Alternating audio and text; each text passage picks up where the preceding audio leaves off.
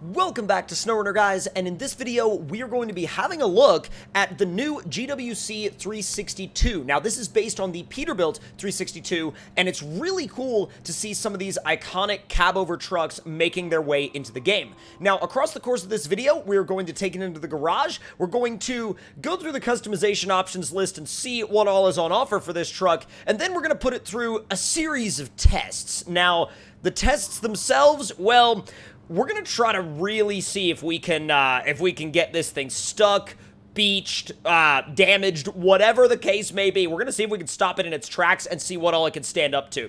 So, real quick, let's see what it can do when we take it into the garage.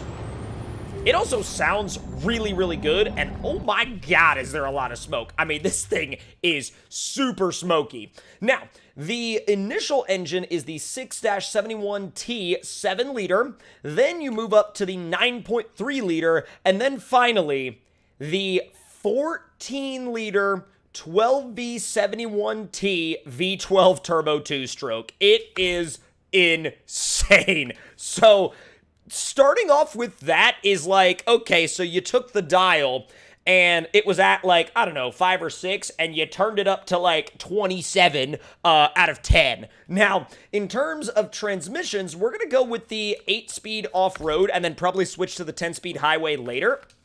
And then suspension-wise, definitely going with the lifted off-road setup because, well, you know, it's SnowRunner, and we kind of want that. Now, plus, the good thing about that is that it allows us to run a 51-inch set of tires. Now, I'm thinking, let's see, once we go through all of our options here, I think we're going to go with the non-ice tires because, I mean, we need the heavy-duty tire, but we don't really need the studs on this particular map. Stage 4 winch, offline capable. And as far as setups go, I mean, you can set this thing up for logging, support, fuel, whatever the heck you want to set it up for, basically. And I'm thinking we set it up for definitely hauling, but we're also going to have probably a loading crane of some sort on there. It's going to have to be the IM50, but I would probably venture a guess that that crane has been kind of tweaked and messed with a little bit in terms of coating, but we'll have to find that out. Now, cab lights are absolutely going to be a thing, and also side cab lights. I'll go with that as well. Intake, let's see. The mushroom cap intakes, they look pretty cool. Horns up top, and then bumper-wise, let's do, heavy bumper. That looks sick, but I think we're going to do the lighted normal front bumper because the third bumper, it doesn't really change the approach angle issue very much. I mean, it slightly does, but not enough to where I'd be like, oh, wow, that'll make a huge difference. Front visor may as well. And then rear, I like the cab protectors, but they get rid of the crane, and I don't like that. Now, let's see. Sleeper bed. It puts an actual bed inside the sleeper. Apparently, we're going to have to go inside to look for that. Frame-mounted toolboxes, definitely being a thing. And let's see. Front flaps, rear flaps. Not worried about that. What's the difference between these other, like, twin stack options? I mean, I guess I'm going to have to... Oh, I see. I like those. I like the secondary options. And then, let's see. What do we have going on in terms of... Oh, my God. Okay, the options list is long. Old school wheels 1, heavy duty chrome, highway hauling chrome, let's see, modern wheels, oh dear. One of those doesn't work, but we won't worry about that for now because I'm sure he'll update it later on down the road. Now, it definitely looks iconic in this color right now, but I kind of want to see what some of the other options are for it. Now, let's see. I kind of like it in the gray, too. The gray is certainly very menacing, but like this thing is menacing in just about whatever color you go with. I mean, there's really no option on this thing that doesn't have a certain degree of menacing to it. But that stock black, like, dude, it just looks so good. And honestly, I think I might have to leave it just because I think it's so iconic in that particular setup right there. Now, let's go inside this thing. Yo, look at this interior. It's like you got Beans chilling on the dash up there. You got your bed back there for, like, the sleeper. That's so cool. All right, let's fire it up and get a trailer behind it. It looks awesome with the lights, too. The lights look really, really good. I'm always happy to see more, like, classic Peterbilts making their way into the game. I think it's, like, one of the coolest things. All right, let's back you up. And, oh, okay, cool. Diff lock is always on. That makes it super convenient. All right, let's get you an 8-unit Super Heavy because I feel like the Super Heavy is certainly going to be the trailer that we're going to want to run in this kind of setup. So let's bring you around the corner. All right, let's see. Long planks. That's not quite what I want. I want something that's got some weight to it. I want to push this thing. Slabs? Oh my god. Oh. Fully loaded down with slabs. That is sagging this thing. I believe that's like the heaviest cargo in the game. If not, it's close. Now let's see if we can put this thing through some obstacles without making it a bit upset. It's already a bit upset, but I told you we were going to push the limits of this thing, and as you can see, we already are. I'm sure we're going to bottom out the trailer. I have no doubt. We're going to have to charge in here at speed. Oh, yep. Okay, bottomed out the trailer, but that's okay, because we have the power and grip to overcome it. I'm feeling that, dude. That's insane.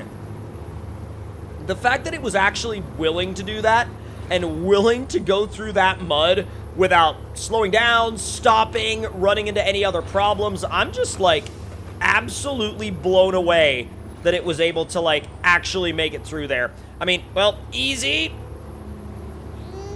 This is super capable. But, like, oh, it hit the legs. If I keep the front axle high up on that bank, I might be able to get just enough grip to walk my way through. Just walk it through. There it is. Yo, there it is. I know this is kind of like an odd way to get around to the mud pits and stuff like that, but hey, I have nothing against it when this thing is so dang capable. Wow, that is insanely capable. Let me find a little bit of grip on the grass. There we go. I cannot get over the capability here. Like, the capability is like, I mean, this thing is just, you throw this thing into, like, Maine, and you're gonna be monstering through your contracts real freaking quick. Now, I think we ran into a scenario that needs a little bit of winch pulling, but you're gonna run into that from time to time, especially when you run a low-slung trailer like this that has a habit of getting hung up on things. I mean, yeah, you're gonna run into issues with that from time to time. But, man, this thing moves out. It moves out like a absolute monster machine, and, like, nothing stands in its way. If I put it in high, will it go? No. I don't know why I thought it was going to be willing to go into high right there, but I was, most definitely wrong. Okay, yep, and unfortunately, back in an area like this, you're only really gonna find, well, in terms of quick winching, it's only gonna quick winch you to, like, little tiny shrubs instead of real trees. So if you want to find the real winch points, you're gonna have to, like, pick the winch yourself rather than having the game quick winch for you. It's not really a big deal, but it is kind of frustrating sometimes. Pull until you find that grip. Yeah, no, okay. Yeah, it's, like, not enough grip yet. Like, I am gonna just look at you and chuckle because I know that you haven't gone far enough forward yet for the truck to pull itself through under its own power. And that's not the truck's fault. That's solely the fact that, like, this trailer is just, like, all it wants to do is get hung up.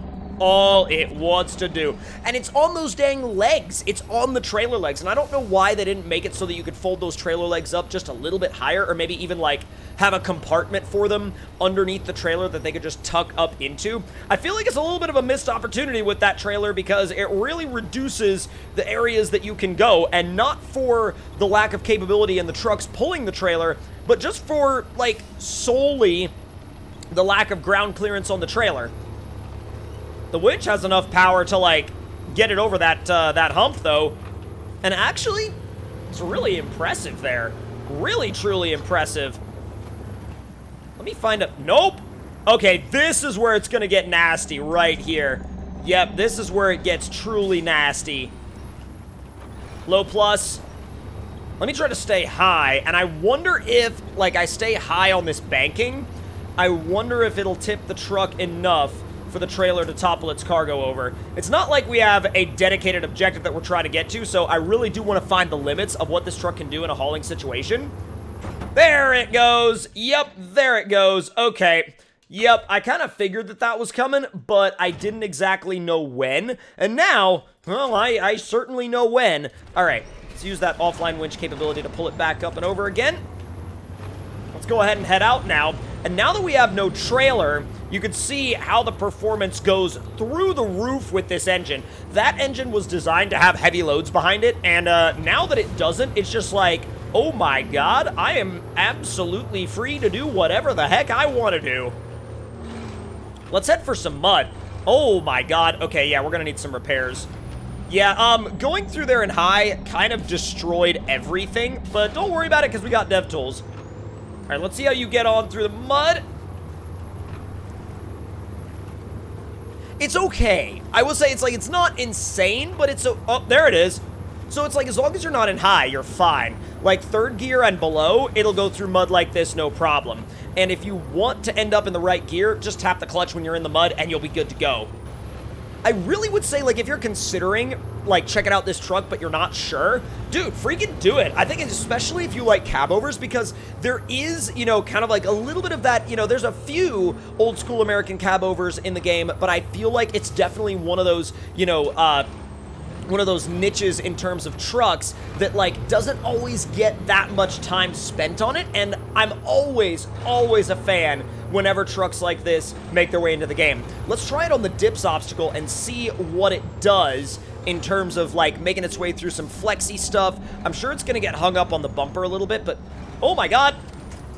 Oh my god. Okay, I think we're gonna have to take this, like, straight on because it does not want to do it like that. Oh, wow. We're gonna need an anchor truck, and the 17 L400 is always, like, the best anchor truck. You know, because massive weight. There we go. Stop. Okay, we're gonna have to go through this straight on, because going diagonally, I feel like that would cause us to flip very quickly.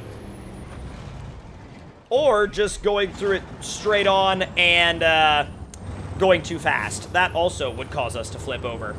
Okay, let's straighten ourselves back out. Luckily, we didn't need a winch right there to kind of reset the truck. I'm glad we didn't, though, because if we did, we would have had to just, well, it wouldn't have been that bad because we would have just moved the L400 down. I mean, the 17 L400 can flip over just about anything that you want it to, but, like, at the end of the day, I mean, the truck's capabilities are nuts. They're absolutely insane. Now, it's time for a quick repair, and it's time to throw the highway gearbox in it. It's time to refresh that so we have the 10-speed. And now, Beans and I are making our way to the bridge jump with our working speedometer, by the way. That speedometer is awesome. I love the fact that it works. 40. Oh, come on. 45, 50, 55. Oh, God.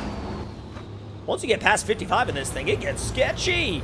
It gets real sketchy, although it does have like 50 some odd inch tires on it. I don't remember what they are. They're like 51s, 54s? I think 51s maybe. Either way, they're freaking gigantic, and going like 55 plus in a truck like this with 50 some odd inch tires, I can imagine that being a little sketchy. All right, let's see what you got. There's 9th gear, 60, 65, like 70 miles an hour almost. You know, honestly, apart from a very broken suspension and some very broken fuel tanks, that handled the jump better than I thought it was going to. But at the end of the day, I really enjoyed driving this truck, and I'm always excited whenever another cab over makes it into the game. And if you guys would like to check this thing out, I would heavily advise doing so. And also, if you enjoyed the video, make sure to let me know your thoughts and opinions in the comments. Hit the like button if you enjoyed, subscribe if you're new, and I will see y'all next time. Talk to y'all later.